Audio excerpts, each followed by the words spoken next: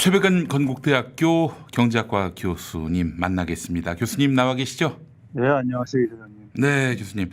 자, 이재명 경기도지사의 기본소득 대선 공약이 나왔습니다. 연간 25만 원씩 4번 100만 원. 네. 이 공약인데 뭐 월 한 30만 원씩 주는 그런 공약에서는 좀 많이 미흡한 부분이 있어 보이지만 또 사회적 인식과 함께 가야 되기 때문에 연 100만 원 이런 정책이 나온 것 같다는 느낌이 듭니다만 교수님 어떻게 보셨습니까? 이거를 이해하려면요. 네. 지금 가만히들 보세요. 네. 그 기본소득을 둘러싸고 예. 구도 형성을 보게 되면요. 네. 이재명 추미애 후보하고 네. 나머지입니다.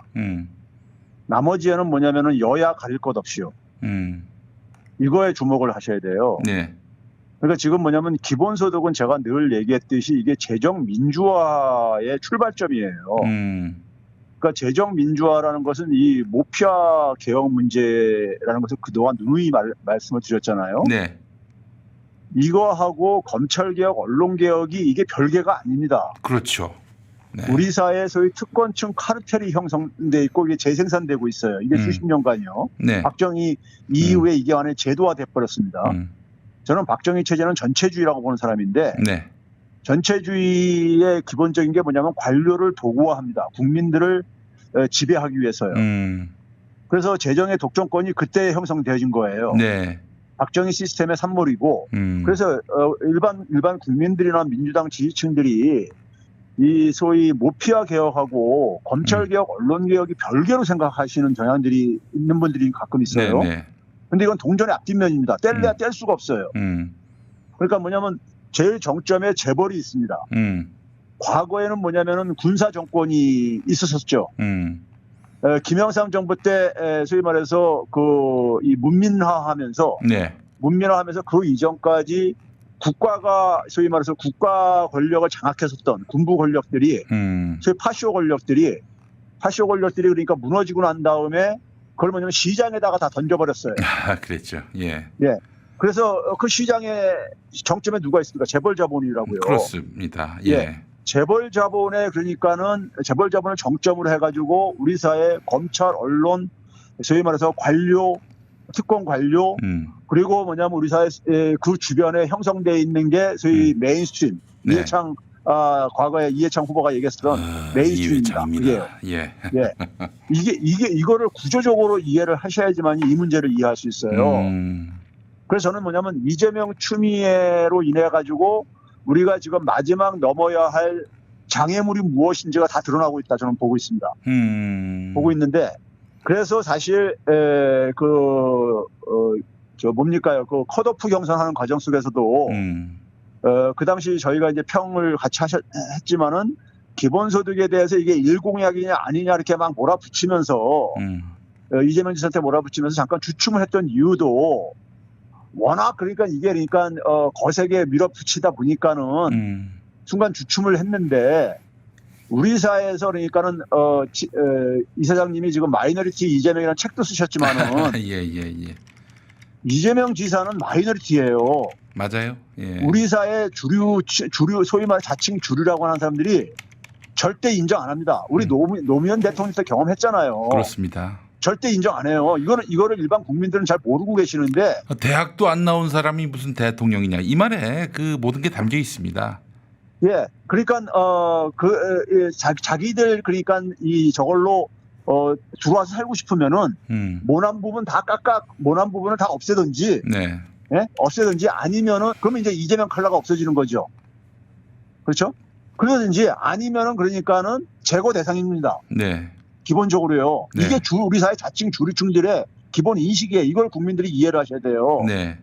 그래서 이제 기본소득을 이제 정면 돌파를 이제 던진 건데요.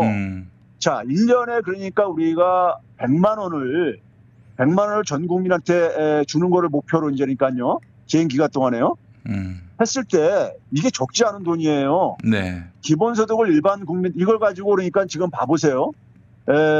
야당 국회의원들이 그러니까 이걸 가지고 이제 그러니까는 희롱하듯이 얘기하는 것은 저는 두 번째 문제라고 봐요. 네. 그러니까 뭐 최재형 최재형 전 감사원장이 외식 수당이라고 이렇게 표현을 해버렸고 윤희숙 의원은 예. 봄날 벚꽃처럼 벚꽃잎처럼 흩뿌려지는 것이다. 예? 게다가 이렇게 푼돈처럼 이렇게 그러니까 쓰여지고 말 거다 이거예요. 그러니까요. 쉽게 그렇죠. 얘기하면요. 아무런 경제 효과 없이. 그런데 이 부분을 정세균 후보가 똑같은 표현을 쓰고 있습니다. 가짜 푼돈 기본소득이다. 글쎄 말이에요. 이거 같은 말이잖아요. 예. 이 최재형, 윤희숙 의원하고 얘기하는 거하고 정세균 후보가 얘기하는 게 뭐가 틀립니까? 똑같은 거예요. 네. 그렇죠. 똑같은 거죠. 그러면 이런 인식이 그러니까 총리할 때 기재부의 나라냐 하면서 그냥 네. 방치했던 겁니다. 예. 그 결과로 이어진 거예요. 자, 그런데 한번 봐봅시다요. 자, 기본소득이라는 것이 지금 우리가 전 세계에서 처음으로 지금 도입하는 하나의 이게 대통령 공약입니다. 네. 네? 그러면 이게 그러니까 역사적인 사건이거든요, 사실은요. 역사적인 사건인데, 자, 우리 경제에서 우리가 기본적인 과제가 뭐라고 생각을 하냐고 전문가들한테 물어보면요. 네. 소위 말해서 우파든 좌파든 다 동의하는 게 뭐냐면은 양극화 해소해야 된다. 이거 다 동의해요. 네. 그리고 뭐냐면은 약간 정도 차이는 있지만은 소위 말해서 미래 성장 동력 만들어야 된다. 성장의 활력이 꺼지고 있으니까 이런 얘기도 하고 그래요. 그렇죠? 그러면은 이 두 가지 목표를 그러니까 우리가 해결하기 위해서 어떤 정책이 가장 효과가 크냐? 우리 경제학에서는 그 자원은 한정돼 있는데 한정된 자원을 가지고 어떻게 하면 효과를 가장 극대화할 수 있느냐? 이걸 추구하는 게 주류 경제학의 목표예요. 네. 그러면 어떤 정책을 도입했을 때 그러니까 이 두 가지 과제를 동시에 해결할 수 있겠느냐? 이 관점에서 정책 평가를 해야 되는 거예요. 평가를 해야 되는데 자, 이번에 한번 봐보세요. 전 국민 그러니까한테 100만 원씩 드리겠다는 것을 재원을 뭘로 했냐면은 뭘로 했습니까? 토지 기본소득세로 했어요. 네네. 그렇죠? 토지 기본소득세요. 그럼 토지 기본소득세라는 게 이게 이제 지금 이게 있잖아요. 그 2019년하고 20년 사이에 지금 우리 토지의 가치가 얼마가 올랐냐면 1년에요. 12%나 상승했습니다. 한국은행 자료예요, 이건요. 한국은행에 들어가게 되면 이거 볼 수가 있어요. 네네. 토지 자산이 그러니까 우리가 생산활동에 쓰이는 그러니까 기업이 보유하고 있는 거라든가 개인들이 보유하고 있는 토지 자산의 가치가 1년에 12%나 상승했어요. 아, 그래요. 그래서 이게 지금 얼마냐면요. 7,280조 원입니다. 7,280조 원이면 우리나라 GDP가 2,000조가 안 되거든요. 네네. 2,000조가 안 되면 거의 그러니까 이게 한 3.67배 정도 되는 거예요. 지금 GDP, 1년 GDP예요. 그래요. 예?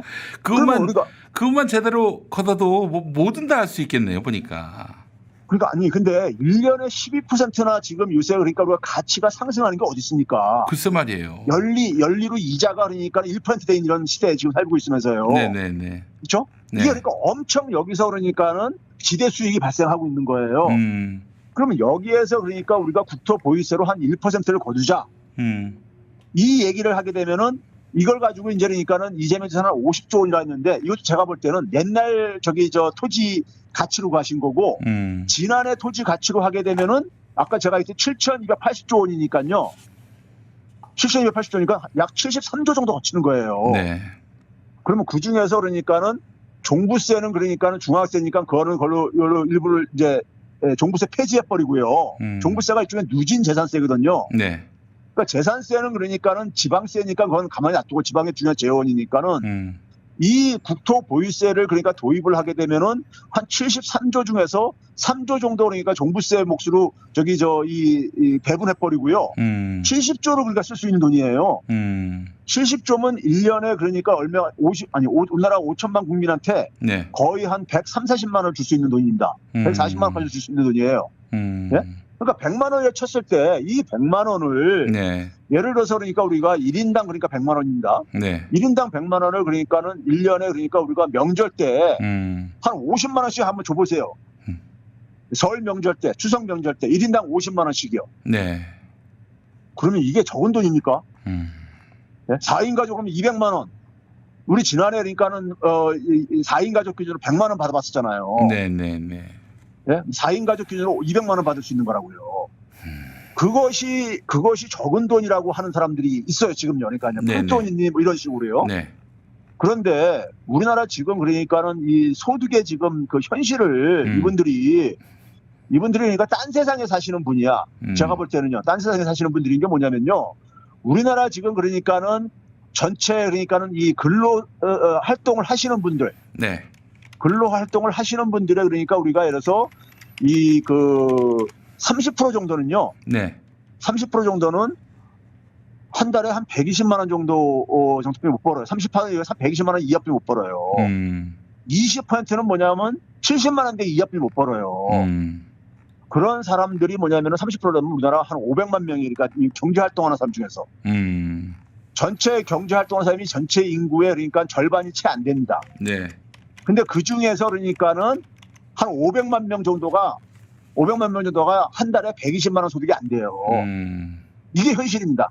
근데 그분들한테 그러니까 1년에 100만 원이라는 게 거의 한 달 소득인데. 글쎄 말이에요. 이게 외식 수당이다? 자신들은 그렇게 외식할 때 그 정도 쓰고 사는지 모르겠어요. 예? 외식 수당 지금 좀 많지 않나요? 그 정도면은? 그러니까 뭐 그 사람들 그렇게 돈 쓰는 사람들 있잖아요. 네. 특권층들이요. 네네. 그러니까 자기들 인식 속에서는 이게 그러니까 그렇게 보이는 거예요. 보이는 건데 이 사람들한테는 이게 그러니까는 생사를 갈 수 있는 이 소득이란 말이에요. 네네. 예? 자, 그랬을 때 우리나라 토지 불평등이 굉장히 심해요. 아까 얘기했듯이 그러다 보니까 토지 가격이 그러니까 굉장히 투기 대상으로 되고 있어요. 토지가. 예? 1%가 상위 1%가 30% 토지를 소유하고 있단 말이에요. 토지 못 잡으면은 부동산 투기 못 잡습니다. 그렇죠. 예. 그럼 토지에서 나오는 불로소득을 그러니까는 결국은 제거를 해야지만이 토지 투기 안 일어날 게 아닙니까? 이건 상식이잖아요. 네? 토지로부터 발생하는 불로소득을 없애야지만이 토지 투기를 안 하려고 할 게 아니겠냐고요. 그렇죠? 네. 그러면 그런 점에서 그러니까는 토지 보유세를 올려가지고 토지 투기에 대한 그러니까 우리가 소위 말해서 이 인센티브를 없애버리고 동기를 없앨 뿐만 아니라 100만 원씩 준 걸 가지고 우리가 예를 들어서 이게 하게 되면요. 하위 40%는 토지 한 평도 없어요. 이분들한테 그러니까 이걸 다 주겠다는 거 아닙니까? 네. 네? 그러면 예를 들어서 40%는 1년에 100만 원을 세금 하나도 안 내고 받는 거예요. 상위 1%는 세금을 많이 내겠죠. 많이 내고 100만 원 받는 거죠. 네. 그러니까는 이거야말로 그러니까는 조세 저항도 가장 낮은 방식의 세금이에요. 네. 예? 가장 낮은 방식의 세금이고 거기다가 여러분들 그 소상공 그러니까 이거 지역화폐로 소멸성 지역화폐로 들으면 되거든요. 그 정도는요. 네네네. 그러면 이게 소상공인들이 우리가 2019년 자료까지 나와 있는데 매출액이 1년에 네.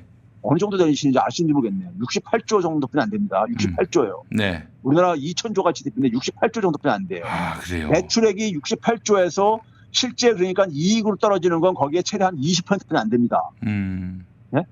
그러니까는 그럼 68조 중인데 문제는 뭐냐면 100만 원을 가지고 100만 원을 1년에 지역화폐로 써보세요. 어느 정도 되냐면 최소한 그러니까는 5,200만 명이 쓰게 되면 한 52조가 되잖아요. 네. 거기다가 이게 그러니까 파생 효과가 있단 말이에요. 그렇죠. 이게 그러니까 계산해 보면은 저희가 계산해 보면은 최백인 경제적 계산은 한 66조까지 최소한 거 되죠. 경기 네. 개발연구원에서는 더 크게 유발 효과가 나타나는데 저희가 예상한 66조까지 나옵니다. 그럼 이게 매출액이에요. 매출액의 10%나 차지합니다. 1년 매출액에 소상공인들이에요. 예. 이거 얼마나 큰 도움 되는 거예요. 이야, 정말 훌륭하네요. 그 이른바 승수 효과라고 말하죠. 그 파급 효과라고 하는 것이. 그러니까 뭐 예를 들면은 내가 그 지원금을 받아가지고 쓰면 또 이제 그 파는 쪽에서 또 수익이 생기는 거고 그 수익으로 또 다른데 또 소비를 하고 이런 소상공인들이 식으로. 파는 제품을 만들어서 팔려면은 거기에 또 재료를 납품들 하는 사람들 있잖아요. 아, 그렇죠. 그런 분들 해가지고 예. 또 있잖아요. 예. 이분들도 그러니까 마찬가지로 여기에 관련돼 있는 거예요. 그렇죠? 그러니까는 이게 네. 그러니까는 이 파급 효과까지 고려하면은 1년 매출액의 10%를 그러니까 이게 도움이 되는 거라고요.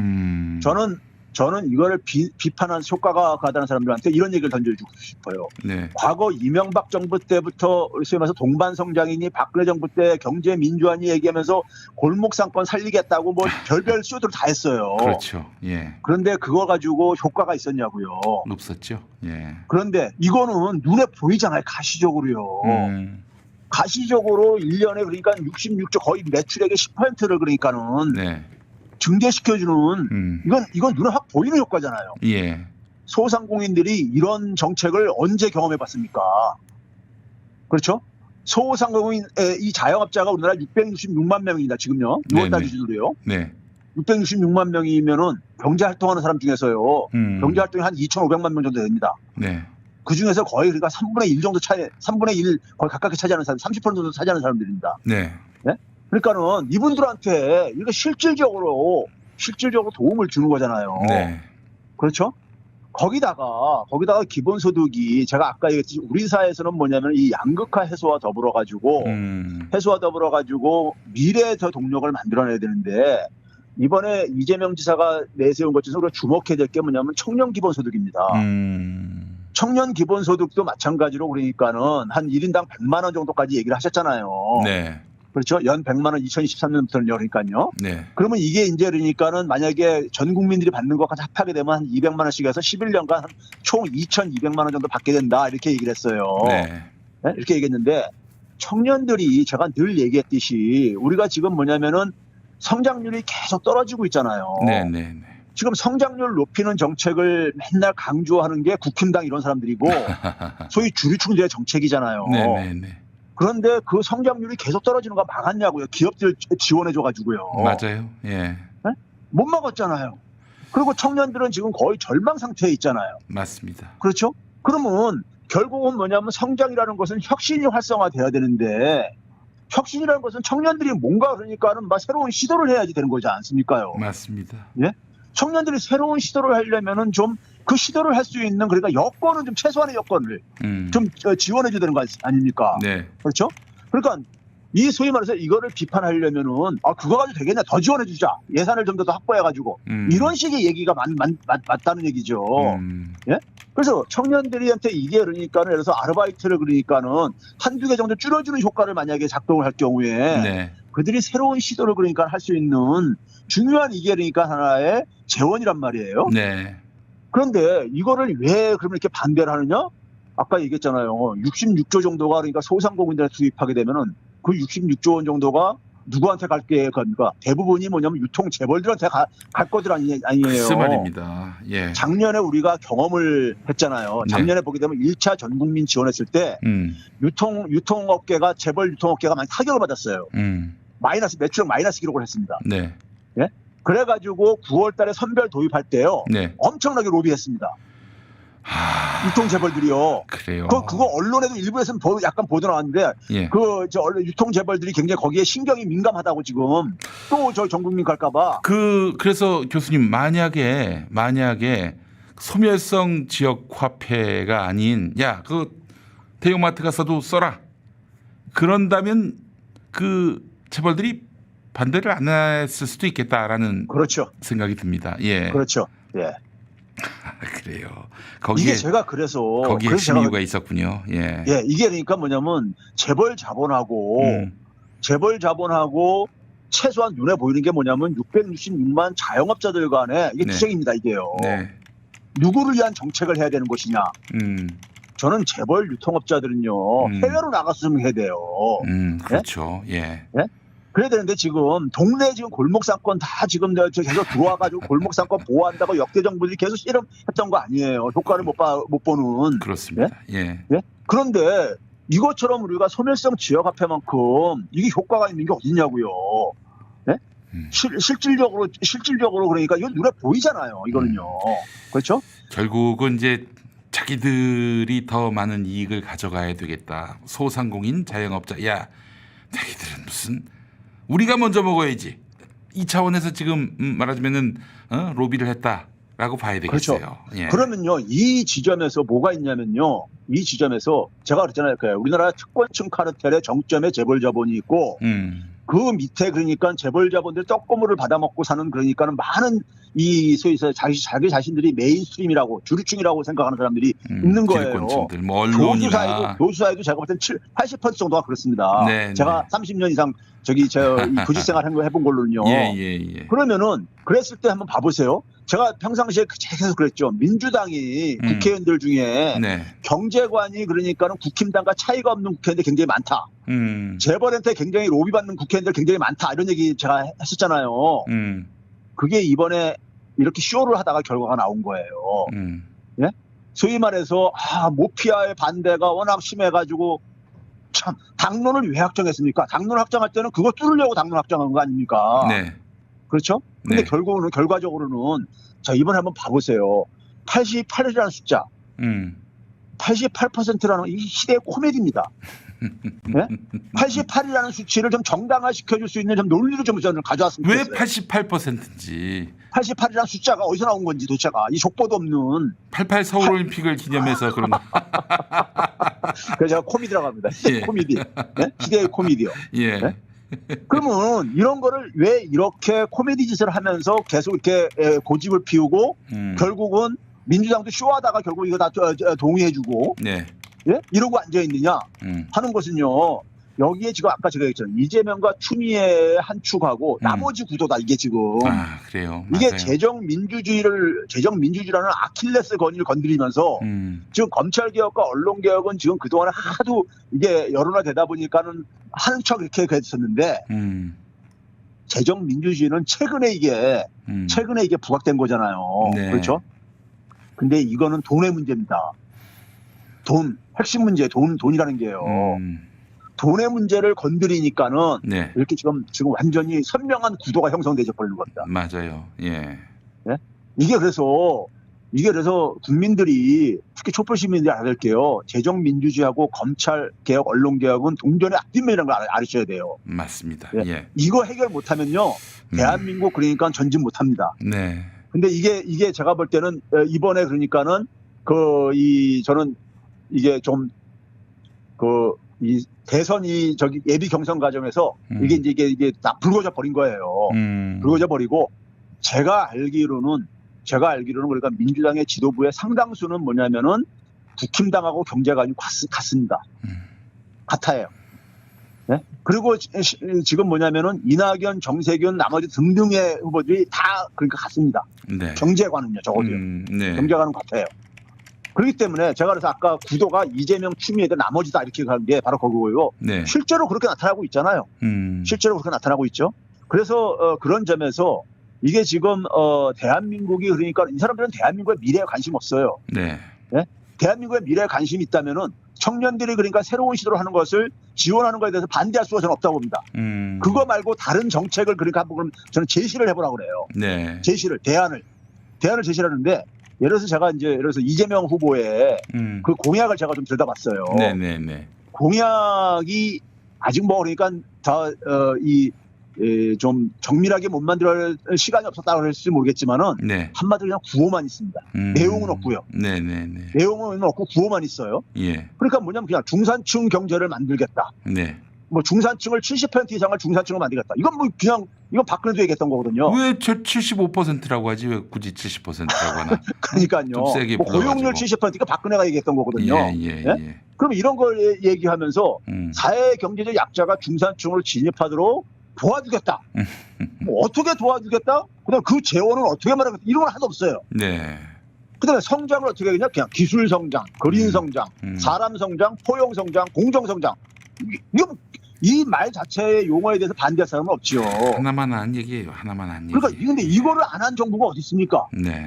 이걸 안 얘기한 정부가 어디 있냐고요. 그렇죠? 그렇죠. 예. 거기다가 복지제도도 그래요. 최저선을 넘어서 적정선을 제공해주겠다. 이런 얘기를 해요. 예. 그러면 근데 이 적정 기준을 만들기 위해서 돈이 얼마가 필요하고 어느 정도까지 그러니까 이걸 좀 이제 복지를 더 넓힐 건지 지금의 복지는 어느 정도인데 어느 정도 넓히겠다라든가 그 재원을 어떻게 하겠다 이런 얘기는 하나도 없어요. 그러면서 남의 공약은 그러니까는 그렇게 공격을 해. 자기 공약이나 좀 제대로 좀 만들었으면 좋겠어요, 좀요. 네? 자기 공약이나요. 그러니까 이런 상황 속에서 그러니까는 그냥 불평등 완화하겠다. 네. 그다음에 난 이분이 참 또 하나 놀라는 건 뭐냐. 토지 공개념을 실질화하겠다 그러거든요. 예. 토지 공개념 강화하겠다면요. 예. 이 소위 부동산 전문가들 사이에서 적어도 합의 보고 있는 게 뭐냐면은 이 국토 보유세 도입이에요. 네. 이거 반대하면 안 돼요. 토지 공개념 강화한다면요. 그렇죠. 예. 네? 이거 이거 스스로 그러니까 이거는 그냥 구호라는 얘기 아닙니까? 네. 네? 토지 공개념 강화 어떻게 하겠다는 얘기 하나도 없어요. 네? 그러니까 이런 거 말고 만약에 기본소득을 반대하고 기본소득의 재원 마련 방식을 반대한다면은 어떻게 해가지고 청년들이 그러니까는 좀 이제 이 꿈을 갖고 살 수 있게 해주고 어떻게 하면 성장을 그러니까 마련할 수 있는지 구체적인 좀 정책을 좀 내놔지 않으면은 네. 이거 다 쇼라 이겁니다. 쇼. 네. 쇼라 이거죠. 그렇죠? 그런 점에서 그러니까는 저는 지금 이게 지금 이걸 민주당 지지층뿐만 아니라 국민들이 이거 가볍게 봐서는 안 됩니다. 네. 이번이 그러니까 우리가 마지막 넘어야 할 장애물에 지금 직면하고 있는 거예요. 이게 지금 뭐냐면 이재명 추미애 굉장히 지금 추미애 전 장관도 굉장히 지금 어떻습니까? 국회의원 중에 도와줄 사람 한 사람도 없잖아요. 예? 굉장히 외로운 싸움들을 하시는 분들인 겁니다. 네. 왜 그러냐? 외로운 싸움이 되느냐? 주류층에서 왕따시키고 있기 때문인 거예요. 네? 주류층에서 왕따시키는 것이고 민주당 국회의원이라고 해가지고 주류층 아니라는 착각을 가지면 안 됩니다. 지지층들이요. 맞아요. 예. 예? 착각을 가지면 안 돼요. 그래서 이번에 그러니까는 우리가 이 문재인 정부에서 우리가 윤석열의 정책, 그다음에 최재형의 정책, 홍남기, 김동연의 정책에 다 그러니까 민낯을 드러냈잖아요. 네네. 드러낸 것처럼 마찬가지입니다. 이번 선거에서 우리 사회 그러니까 지금 적폐들이 어디에 이렇게 있는지가 다 드러나는 지금 이러한 것을 우리가 경험하고 있는 겁니다. 그래서 우리가 해야 될 일이 무엇인지가 선명해지는 것이죠. 선명해지는 거예요. 그렇죠? 그동안에는 이게 그러니까는 다 감춰져 있었고 특히 이 재정민주주의는 관료들 속에서 감춰져 있었고 국민들이 모르고 있었던 것들이 이게 지금 봐보세요. 검찰개혁도 지지부진, 언론개혁도 지지부진 이런 상황 속에서 더군다나 국민들 짜증나게 지금 그러니까는 제가 그 얘기를 안 하겠습니다. 열불 나게 할까 봐. 생각만 하면은 그냥 정말 머리에서 막 연기가 올라요, 진짜. 그런데 이게 왜 이렇게 됐는지 배경을 저는 지금 말씀드리는 거예요. 네. 배경이 뭐냐면 이재명 추미애에 막기 위한 겁니다. 막기 위한 것이다. 예, 그래서 뭐냐면은 이재명 지지자들이 그러니까 니네를 설당해가지고 나가든지 저는 이런 것까지 지켜요. 네? 그래서 절대 그러니까는 이재명 추미애를 그러니까는 국민들이 보호하지 않으면은 보호해가지고 이 싸움을 그러니까는 이 구도를 이해를 하셔야 돼요. 네. 이 구도 이해 못하면은 이 구도를 우리가 넘어서지 못하면요 대한민국은 그러니까는 여기서 멈춰버립니다. 멈춰버리고 뒤로 후퇴할 수도 있고요. 잘못하면요. 네네. 네? 그런 점에서 기본소득은 굉장히 중요한 지금 의미를 지금 갖고 있는 거고 이걸 지금 정면 돌파하겠다고 이재명 지사가 지금 생각한 거고. 추미애 전 장관도 비슷한 얘기했어요. 지대에 세금 걷어가지고 국민들한테 전 국민한테 나눠주는 이런 걸로 쓰겠다. 뭐 이런 식의 얘기를 하고 있는데 그거 비슷한 얘기거든요. 네. 비슷한 얘기고. 그래서 그다음에 이제 탄소세를 도입을 하겠다 했잖아요. 탄소세. 예. 예, 이재명 지사가요. 예. 근데 지금 기후변화 문제에 대해서 어떤 한 사람이 기후변화 문제에 대해서 반대하는 사람이 어디 있습니까? 지지하죠. 그렇죠? 뭐 하면서 그다음에 우리 산업이 지금 굉장히 위기에 지금 내몰려 있어요. 지금요. 유럽 같은 데서 지금 그러니까는 이 탄소세 지금 부과하겠다고 하고 있으니까요. 네. 그럼 이것도 지금 우리가 당장 직면한 과제인데 여기에 대해서 그러니까는 이 탄소세를 걷어가지고 일부는 그러니까 산업 전환 지원에 산업계가 굉장히 그러니까는 이 탄소 배출량을 줄이려면은 아무래도 이제 그러니까 부담이 커질 수밖에 없으니까는 거기에 지원해주고 일부는 이게 이제 그러니까는 이 탄소세 도입하고 그러다 보면 물가도 상승할 수밖에 없거든요. 생산 비용이 증가해서요. 그러면 그 속에서 국민들이 그러니까는 실질 소득도 감소할 수가 있단 말이에요. 물가가 오르면요. 거기에 그러니까 국민들에게도 균등하게 지급하겠다 기본소득으로. 이런 얘기를 함으로써 그러니까는 소위 말해서 화석연료 사용 감축, 소득 양극화 완화. 이게 우리나라는 탄소세 하게 되면 대부분이 뭐냐면 산업계가 이건 지불하게 돼 있습니다. 그리고 우리 경제 구조를 저탄소, 탈탄소로 바꾸는 이런 문제에 대해서 구체적인 지금 그러니까 안을 제시를 한 거예요. 지금 우리가 지금 대응도 굉장히 늦다고 얘기하는 지금 상황 아닙니까요? 그렇죠? 그런데 여기에 대해서 다른 후보들 저는 여기에서 구체적인 정책을 내놓은 후보를 저는 못 봤어요. 예? 그 이거에 대해서 그러니까 정면 돌파를 지금 그러니까는 예? 뭐 추미애 전 장관도 에코 정치 얘기하면서 그러니까는 이걸 정면 돌파해야 된다 지금 이렇게 하고 있는데 네. 나머지 후보들은 그러니까 뭐냐면은 국가의 지금 국가가 말아 인류사가 직면한 과제 이런 거에 대해 관심이 없는 거예요. 관심이 없고 자기들 그러니까는 기존의 기득권 유지하는 거에만 네. 오로지 그러니까 관심이 있는 겁니다. 네? 그게 지금 선명하게 다 드러나고 있는 거라 이겁니다. 네. 선명하게요. 네. 그러니까 이걸 국민들이 제대로 이해를 하셔가지고 네? 이해를 하셔가지고 이걸 이재명 지사와 추미애 전 장관을 보호하지 않으면요 대한민국 미래는 열리지 않습니다. 네? 열리지 않고요. 그런 점에서 이 촛불 시민들의 역할이 지금 뭐 민주당에 대한 지금 뭐 이 기대는 그러니까 우리가 한계를 지금 보고 있잖아요. 네. 한계를 그렇습니다. 보고 있기 때문에 예. 촛불 시민이 결국은 이걸 해줘야 됩니다. 해줘야 되는 것이고 그렇죠. 네. 정말 이 국면을 또 깊숙이 들여다봐야 됩니다. 개혁을 저항하기 위한 그 기득권 세력의 총결집이 이루어지고 있는 시점이고 민주당도 여기에 물들어가고 있다라는 점 잊지 말아야 하겠습니다. 그러니까 예. 그 이번에 88% 할 때 봐보세요. 그동안 70, 80, 88 수치가 워낙 왔다 갔다 했잖아요. 엿가락 네. 저기시요. 네. 수치는 중요하지 않다 이겁니다. 그렇죠. 예. 네? 결론은요. 수치는 중요하지 않고 뭐가 중요하냐? 선별 방어입니다. 무조건 전 국민 보편 지원 반대. 예, 그러면 그겁니다. 사실 99%라도 그들은 받을 수 있어요. 실은. 지난해 1차 지급 방식을 무조건 막아야 된다. 이거예요. 네. 그럼 선별을 왜 가느냐? 이게 그러니까 제가 얘기했듯이 재정 독점권 유지에 관련돼 있는 거라 이겁니다. 예? 그래서 이게 재정 민주화하고 관련돼 있다는 거. 예? 국가 신용 등급이 이런 얘기했는데 정반대로 지난 연초에서 그러니까는 쭉 우리나라 이 신용 평가가 정부에 대한 신용 평가가 개선된 나라가 주요 국가 중에서 우리나라가 거의 유일해요. 예? 그러면 오히려 그러니까 신용 등급이 그러니까 더 나아지고 있는데 새빨간 거짓말들이잖아요. 새빨간 거짓말들 하면서 왜 그러느냐? 이거 선별을 무조건 방어를 해야 된다. 예? 무조건 방어를 해야 된다. 이게 바로 모피아들의 이 클럽이 있습니다. 예? 클럽이요. 역대 장관들 이 출신들 이 모임체들 있고 그래요. 아 그래요? 예. 실제로? 있어요. 오. 이 사람들이 그러니까는 이거를 그러니까 방어를 해야 된다고. 예?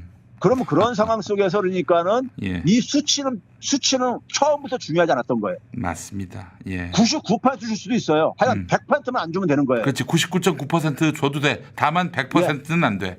예, 선별이라는 이것만 방어하면 되는 거예요. 네. 이거에 그러니까 우리가 주목을 해야 돼요. 예, 정말 참 이 정답을 놔두고 다른 답을 고르면서 그 답이 정답이다라고 주장하는 이런 민주당의 참 비루한 현실을 다시 한번 또 교수님 말씀 통해서 확인하게 됩니다. 이거 보통 국민들, 보통 사람들을 바보 취급하는 거예요 지금요. 그래서 국민들이 진짜 이건 분노를 해야 되는 거예요. 분노를 해야 되는 겁니다. 알겠습니다. 자, 교수님 오늘 말씀 잘 들었고요. 다음 주에 또 뵙도록 하겠습니다. 네, 감사합니다. 네, 최백은 교수님과 함께한 시간이었습니다. 이 탈모피아, 탈모피아와 함께 오늘 김용민 브리핑 마무리하겠습니다. 여러분 다시 한번 들어보시죠. 최백은 교수님 말씀은 한 번 들어선 몰라요. 두 번, 세 번 들어야 정확하게 그 뜻을 헤아릴 수가 있습니다. 다시 한번 들어주시면 감사하겠습니다. 저녁 8시 국물 없는 기자회에서 다시 오겠습니다. 고맙습니다.